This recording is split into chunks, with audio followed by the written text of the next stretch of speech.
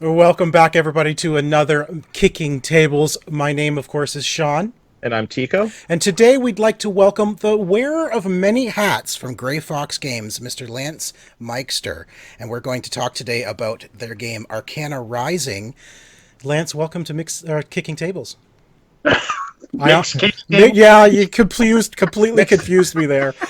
We went over that way too long. No. Thank you so much for having me. I appreciate this to no end. So yeah, I mean, this is cool. So what do you want to talk about? Like, weather? Yes, that's just all about the weather. We want to know what it's like there. No, raining. It's the thunderstorms right now in Minnesota. Well, it's nice and sunny here in Canada, so we're good. But why don't you tell us? I didn't know you guys are up in Canada. I'm sorry to hijack. We're in Canada. Ontario. Yeah, Southern Ontario. Oh, and that's awesome. So, like, no, I mean, you won't let me in your country right now. Well, we won't let anyone in our country right now. My brothers and my dad and my nephew, we every summer we take a trip into Canada to go fishing. And one of those things where you get on the plane that flies you to the place because there's no roads. And then you basically camp out for a week, and you get some really good walleye and northern pike fishing going on up there. So awesome. So sadly we couldn't do it this summer. It just didn't happen. Yeah, there's a lot of things we can't do, but yeah, there's something going on. I don't know.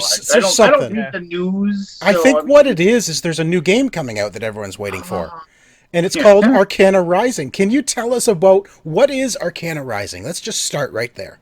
Okay, well, so Arcana Rising is from Arcana. I don't know. We can probably look that up. But Tim Armstrong, the designer of Orbis, if you are familiar with that title from Space Cowboys, which is a French publishing company that kind of is under the umbrella of Asmodee.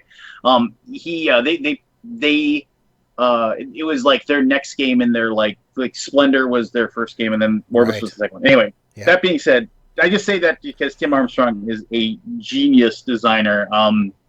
He is able to take a few ideas and basically create games with what seems to be a small number of choices, but extremely deep and satisfying gameplay. We actually have another one of his games signed, and he wanted to show us more. And my boss was like, "No, because we'll never get to all of them, and because if I see your game, I'm just going to want to sign it." And so, but anyway, this was a game that originally we tried to kind of push it into a Viking theme to kind of put it into the Midgard world. I actually have some pretty cool early art that shows like basically you're drafting different Vikings into your tribal war band kind of thing. But instead it got kind of transformed or transferred into a spellcasting game. So it is a card drafting engine building game in which basically you start with 6 cards. It plays there is a solo mode, but I'm mostly talking about the 2 through 6. So it plays up to 6 people. There are 3 ages of spells, or basically 3 rounds, and there are 36 cards in the deck. So if you play with 6, all 36 cards are going to get played. If you play with like 3, then only 18, and so on. So you can do the math. Math is hard, but 3 times 6, 18. Yeah, so half. There would be half of the cards in the deck. But what it is, it's just like classic games like Seven Wonders with card drafting. You look at the 6 cards in your hand, you're going to pick one to use that round, and you're going to take the rest of the cards and you're going to hand them to your neighbor. So and then you have a tableau of cards that you place down in front of you, and there are 5 different schools of magic, charms, potions, herbology, blood or cursed magic, and alchemy. And the way you do it is you just basically are going to build up which kinds of spells you want to focus on that particular turn. Sometimes they are going to be the ones you want. Sometimes they just won't be, but you have to make the best of what you have because, again, other players are taking cards out of their hands and you can't get to them. Right. And then basically your 2 choices in the game are either put a card in your tableau, building up your engine, which just sets up your engine to be played later, or taking a card, discarding it, basically, and I hate the terminology hate draft, but there's really no other better terminology for it. Taking a card that maybe one of your opponents would probably want since you're passing cards, you discard it, and then you get to run your engine and create magic, and then that magic eventually at the end of the game becomes points for you. So each of you are just trying to create the best engine possible, to create the best spells possible, to score the most points. Well, let's touch a little bit on, of course, you're calling it an engine builder, and an engine builder is a fairly new name for games. Can you explain for those who don't know what that means? What does that mean, an engine builder? So an engine builder is, and there's tons of them out there, but I don't think they really became vogue until like the last certain mechanisms or mechanics, whatever you want to call it, come into vogue right now. So like asymmetrical play, like when Root came out and like asymmetrical play came out, people were like, "Oh, I love asymmetrical starting points," and that was a game that really drove that point home and showed a really good game that used that.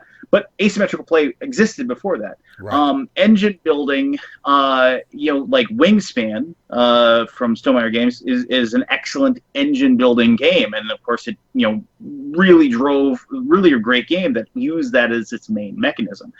So now engine building seems to be in vogue, like roll and writes are in vogue, things like that. Right. But engine building, the way it works is that you have either the most basic of engines. When you start the game, you just have a player board that has like some very, very basic abilities on it, or you start with nothing. You have a blank slate, and as the game progresses, whether it is with cardboard tokens or with cards or whatever, you are actually creating your own distinct engine to achieve the game goal, which in most cases is a victory point type of situation. So you've got to figure out a way. Most games, in some way, shape, or form, and I'm talking about strategy or Euro games. I'm not talking about like a thematic game that is, about conquest and like that. But Euro games are, in some way, shape, or form, some sort of like, I need to turn this thing into this thing, and by doing that, I'm getting points. Right. I mean, that there's a lot of it. Sure. Engine building just says you got to get points. You got to use the stuff we give you and create your own distinct way to make those points. Okay. And there's no governance from the game itself as far as how you're going to put that together. The players basically have to sink or swim and create it as best they can. Right. If that makes sense. That was a real long-winded thing. That's good. Basically me saying you make your own stuff, so... Well, that's what an engine does. You create your own recipe, if you will, right? Yeah. There you go. So what are the sort of unique things about Arcana Rising with this engine building that sort of comes into play? What things sort of make it stand out amongst engine builders? For me, what I think stands out is the fact that you only get to run certain parts of your engine at any one time. So there are 6 phases or 6 decisions that you're going to make each and every round of the game. And depending upon you're going to get this bag that's going to have these poker chips inside of it that you're going to draw these 10 poker chips out of the bag, and you're going to place them in this main player board that are going to represent the different phases of the moon.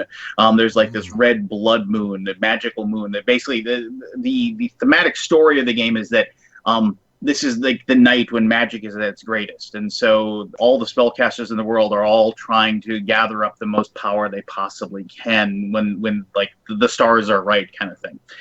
But the different phases of the moon determine what parts of your engine you're going to get to run, and those are randomly selected each and every game. Okay. And they're randomly selected for each round of the game as well. So you might have a really good like potions engine going, but if the potion phase of the moon doesn't come up at the right time for you to be able to discard a card and activate that, it'll be all for naught. Right. And so there's a lot of pre-planning that you have to use and set yourself up. I mean, the game does progress over a story. You start off slow, you start off little, and you're building it up. But basically, like, the first round is used to start your basic stones. The second round is you got to gain some resources that you're going to be able to use to basically turn those resources into points.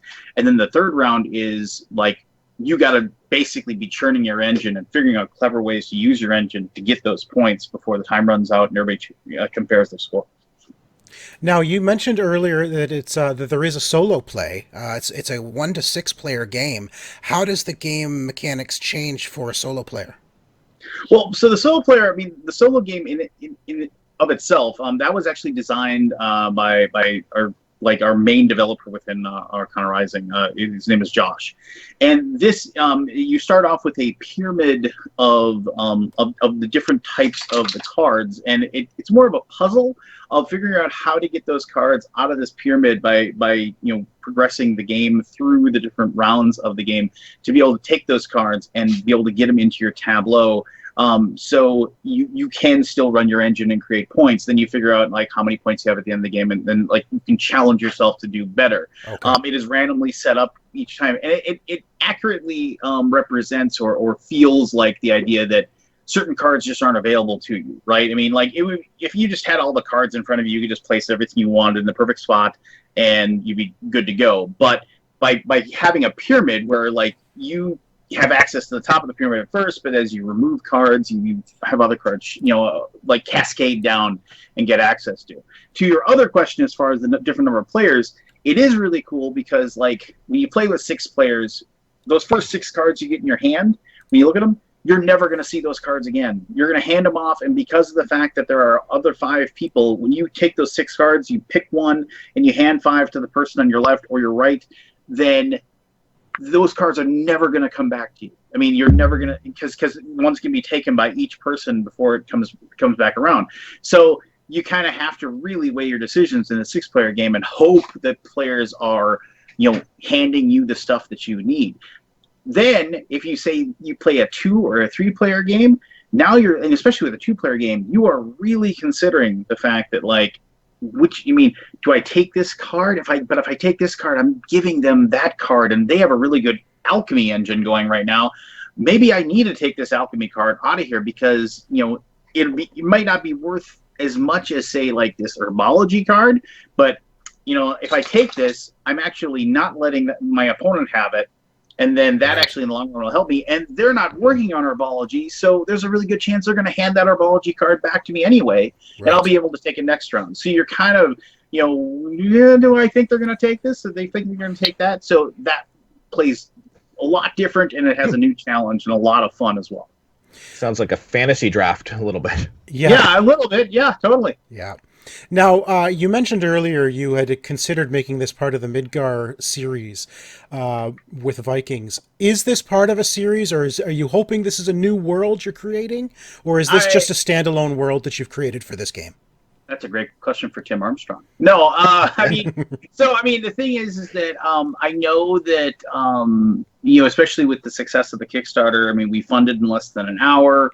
We're already 600% of our goal. So, I mean, we're actually a little bit surprised with the results that we've got. When we have, as with any publishing company, you have expectations of certain cards.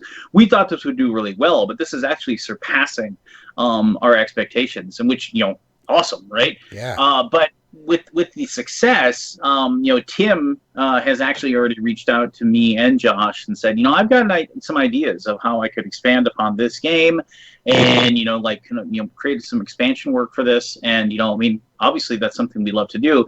And we actually look through our back catalog and of stuff that we've signed and stuff that is in various stages of development or production.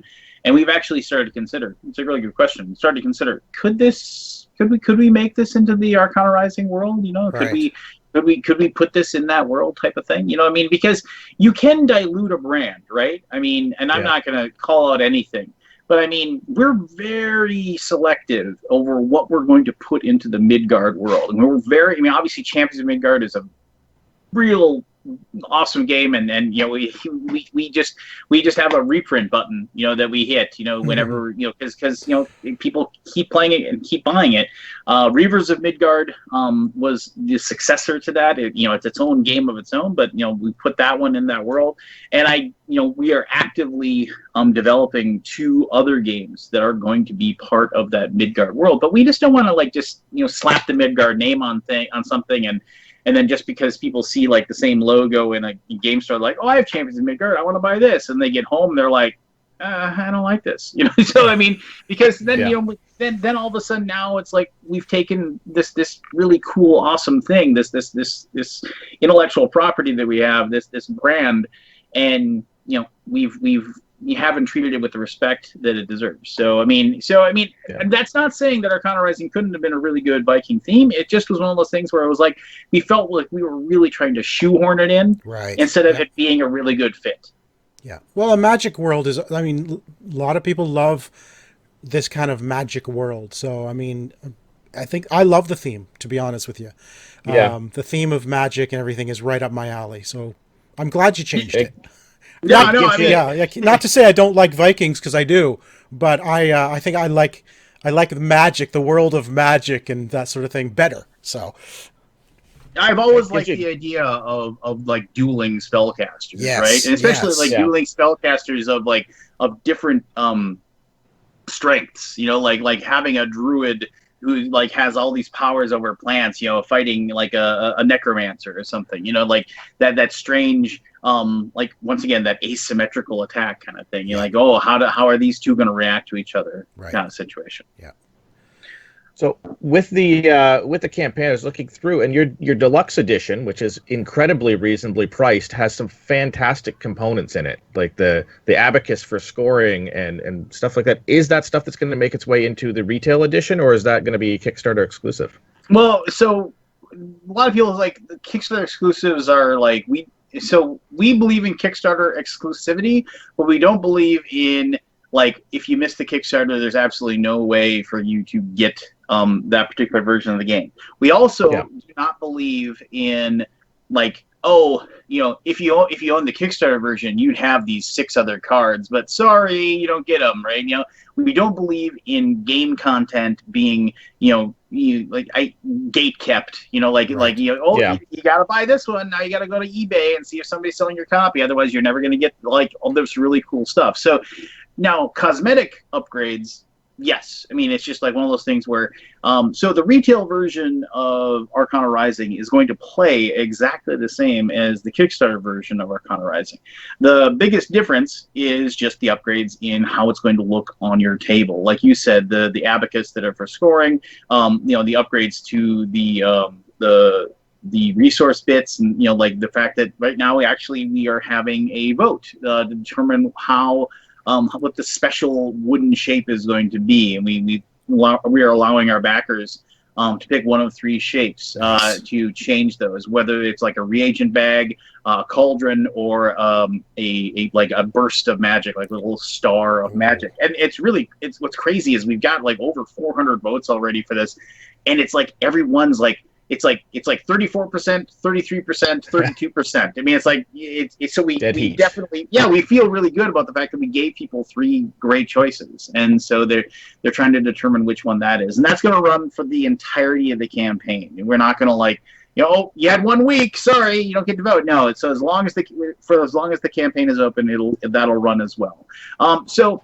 Yes, you will still be able to, but here's my point, is that with the Kickstarter version, you will still be able to get it, but you'll have to like buy it directly through us. We always print extra copies, and people can, if you decide like, oh man, I really want the bells and whistles and all the upgrades to the cosmetic changes, but I missed out on the Kickstarter, you'll be able to go to greyfoxgames.com and you'll be able to purchase that directly through us. Now, you won't be able to get the heavily discounted price that we are offering, because, and that's one of our guarantees to people. Like, we never want our Kickstarter backers to say, well, I should have just waited. Look, they're, why should I have given them, I think, $34 when, they're selling it for $34 right now on their website. No, we'll charge full MSRP for that through our website. So you are getting the giant discount on this. So that's what we try to do to make sure that we give people a little bit of incentive, and also just the fact that like show appreciation to the people that are like handing us their money and they're willing to wait 9 months for the production to take place. Yeah, exactly. It gives the Kickstarters a reason to kickstart, and I appreciate that myself as someone who likes to kickstart games. There's an appreciation, and you're going to save money, and sometimes you get stuff that isn't available. But that's awesome. Now, before we let you go, Lance, is there anything about Arcana Rising that you really want people to know about it? What excites you the most about this game? I guess the big thing for me is that I did a lot of, like, way back in the day, like 1,000 years ago when Magic the Gathering came out, and none of us really tried to, like, build decks or anything like that. Somebody told us, oh, you can do card drafting to create your deck and then play. And I was like, what is this? But then we actually read the rules. And so then we actually, like, we'd pick, like, depending upon how many people were there, we'd pick that many cards and we'd card draft our entire deck. And I spent way too many nights in college that should have been doing homework. I still have my original revised edition deck. Well, there you go. See, so I've always been a fan of card drafting. And obviously when Seven Wonders came out, geez, what is that, like 6 years ago now, 7 years ago now, when Seven Wonders came out, it really made that thing where it's like, wow, it's like you can play, like you can do a card drafting game, and you can replicate different themes. It really opened the door for card drafting. The one thing, and this is not a rip on Seven Wonders at all. Everybody has their own things, and I love Seven Wonders, but one of the things I really I never really liked about it was the fact that it almost, like, discarding a card, like, it was always an option for you, right? Where you could take a card, you can get rid of it, and then I think you got like three copper coins or whatever for it. That was your benefit for having to pass, basically, and do nothing. Yeah. And whenever you pass in any game, like, I have a friend, Craig, who always says losing a turn in any game is the absolute worst option. Right. And it just shouldn't exist in games. Like, it's like, oh, you get to do nothing. Everybody else is having fun. You do nothing, that is the worst option. And so when you had to discard, you got these, like, 3 coins, and maybe you had to, right? Because you didn't have any resources, you couldn't play anything that was in your hand, but that always felt like a letdown. Like, and everybody else said, I got to discard, and you put the card down, and you were just annoyed that you had to do it. But here in this game, you are going to run into situations where you might have to discard just because you aren't going to have the resources available to pick the cards in your hand, or none of the cards really work well with what you're doing, or there'd be a disadvantage for you to play them, like a blood card, like a cursed blood card.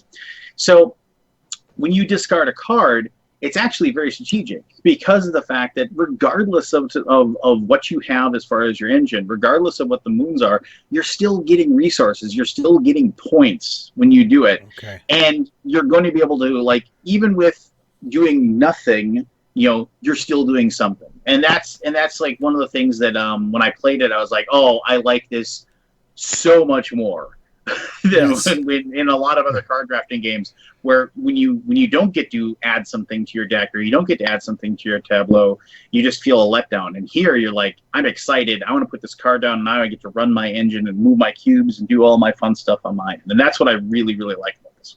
That's awesome. So it is available now on Kickstarter. The Kickstarter ends on August 28th, so you've got just over 2 weeks left in this, and you're doing very well. You said it funded in less than an hour, so congratulations on that. It sounds like it's going to be an amazing game. We really appreciate you joining us today, Lance. It's been a pleasure speaking to you. Can I say one thing? If anybody who's listening to this wants to play it right now, you can go to Tabletop Simulator, and you can go into the workshop in Tabletop Simulator and search for Arcana Rising, and you can download it and play it right now. You can play the solo mode, you can play up to 6 players, and if you want to read the rules, you can download them from BoardGameGeek.com. There are both the solo and the main rules are available. So, that and wear a mask. That's the only thing I want to say. Thanks, Lance, for joining us. It's been a pleasure. It's been a pleasure to be on. Thanks so much. A mystical moon is rising, and with it the power of various schools of magic waxes and wanes. Will you find the balance that allows you to ascend to the higher plane?